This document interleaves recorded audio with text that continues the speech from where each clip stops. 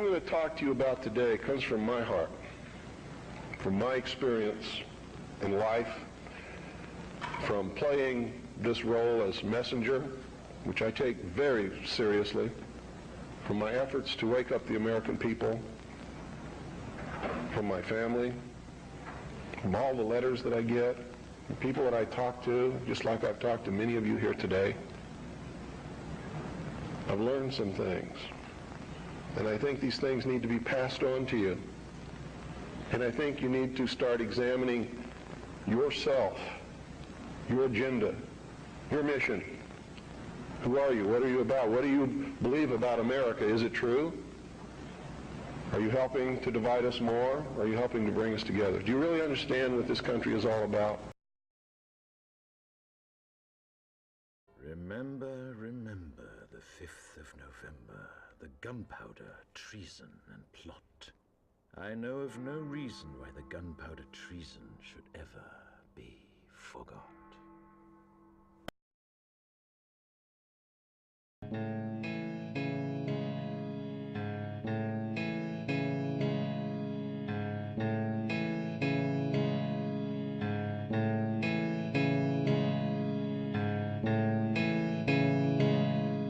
If you listened to shortwave radio throughout the 1990s, you were bound to invariably come across the sound of a captivating voice in the wilderness.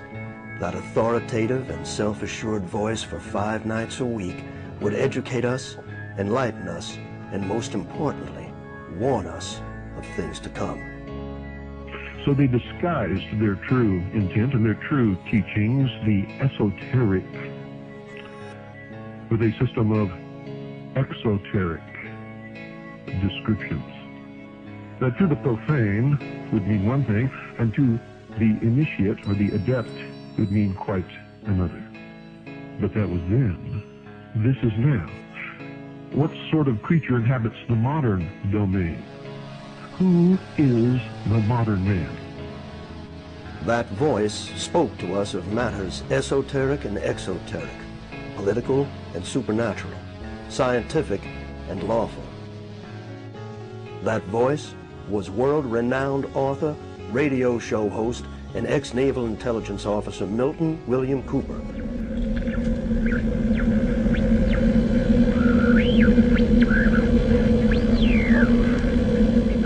You're listening to The Hour of the Time. I'm your host, William Cooper.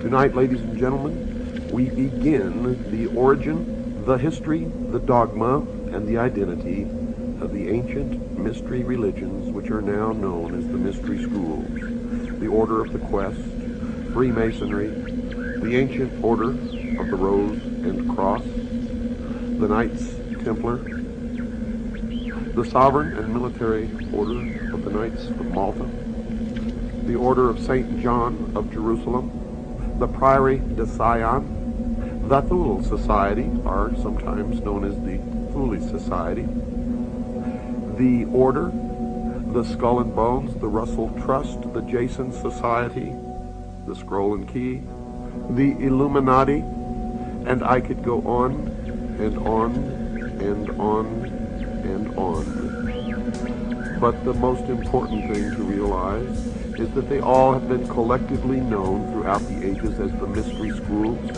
the Illuminati, which literally means illumined ones. They are all one and the same, as you will come to know.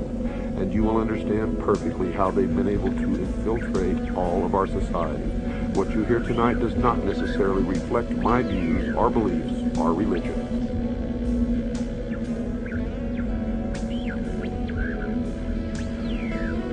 They have ruled from the shadows, you see, and they call themselves the guardians of the secrets of the ages. And I name this, Behold a Pale Horse, from chapter 13 of the book of Revelations. The fourth horse, the fourth horseman of the apocalypse is the pale horse.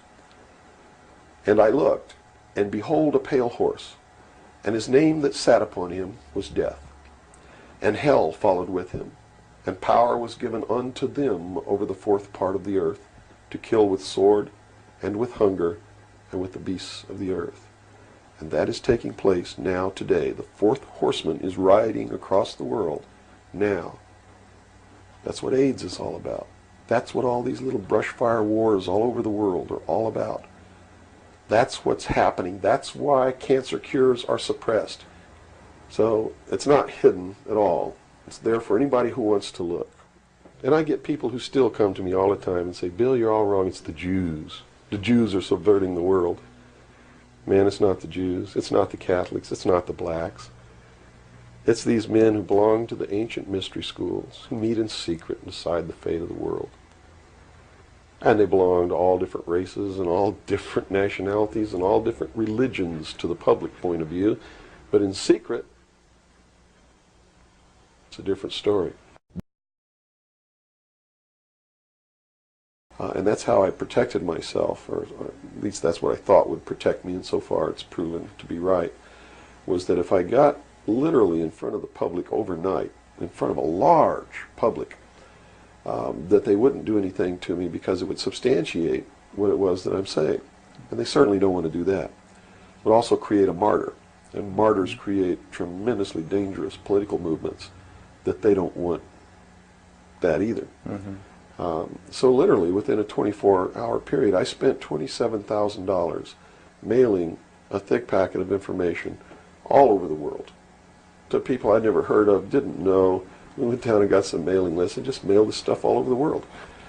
And I've been in front of the public ever since. So I think basically those are the reasons. They don't believe that the public's really going to listen to me, and so far that's been true. There is a small group of people all over the world who are awakening, who are beginning to understand that they've been living their life in fantasy land, and who are actively seeking the truth. But by and large, when the secret power structure says, as I've put in the first chapter of my book, right out of one of their own technical manuals, that a nation or world of people who do not use their intelligence are no better than animals who do not have intelligence, and thus are stakes on the table by choice and consent, they're absolutely right about the majority of people.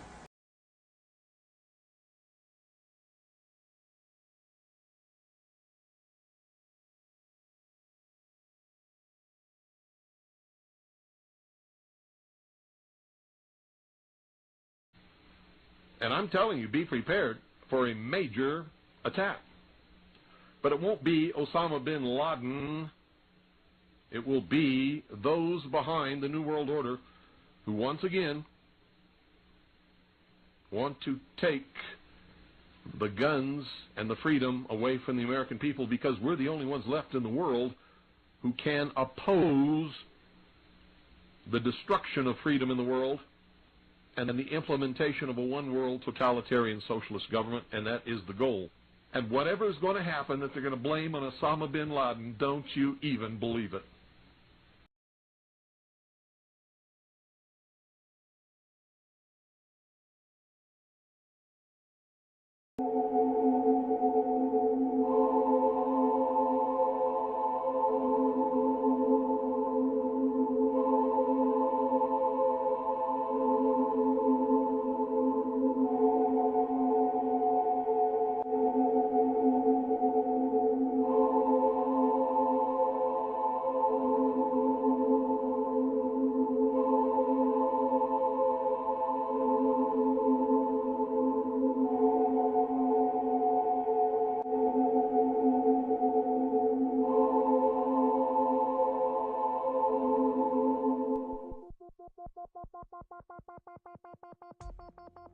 A Patriot County Sheriff's deputy is in the hospital after being shot in the head by a so-called militia member. Now, what we know is that that militia member is dead. Our Gary Harper has the very latest on what's going on with that story. Gary? Marty, Scott, this all happened in a little town called Eager, Arizona, which is just on the eastern side of the state of Arizona. It's almost on the border of New Mexico. This is what we know so far. Sheriff's deputies, we understand, were trying to serve some type of arrest warrant on a man by the name of William Cooper. He's also known as Bill Cooper. He reportedly has been known to be hostile toward law enforcement, so sheriff's deputies apparently disguised themselves as a bunch of rowdy teenagers in the back of a pickup truck in hopes of luring Cooper out, and it apparently worked. However, when Cooper realized what was happening, he reportedly pulled a gun and shot a 40-year-old deputy in the head. During the gunfight, Cooper himself was shot and he was killed.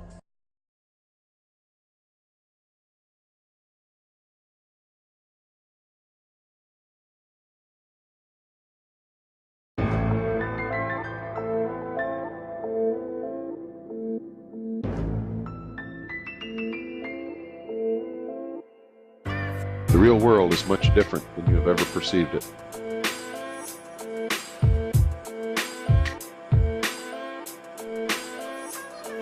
There are those who want to take it all away from us, and they want to establish what they call a new world order.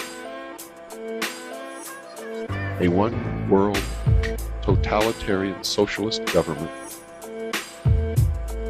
wherein each of us will be controlled on a 24-hour-a-day basis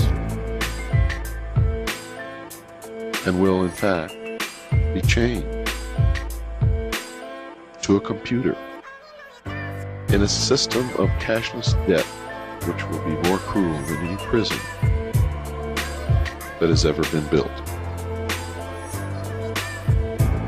You all sit there in your chairs and you watch all of these things being violated. Police breaking down doors without identifying themselves. They rush in, they rip the house apart, they search everything. It's against the Constitution, the basic rights, freedoms guaranteed to us in this country. The reason why you allow it to happen and cheer them on is because they're doing it to minorities, blacks, what some people would call poor white trash. Minorities, Haitians, Puerto Ricans, Hispanics. And because you're basically racist at heart, you say, get those suckers, throw them in jail. What you don't understand, though, is when you take away the rights of any single one of us, any one citizen in this entire country, you have taken the rights of all. And by your passive acceptance, after you have been shown what is happening, to establish the law again in the common law,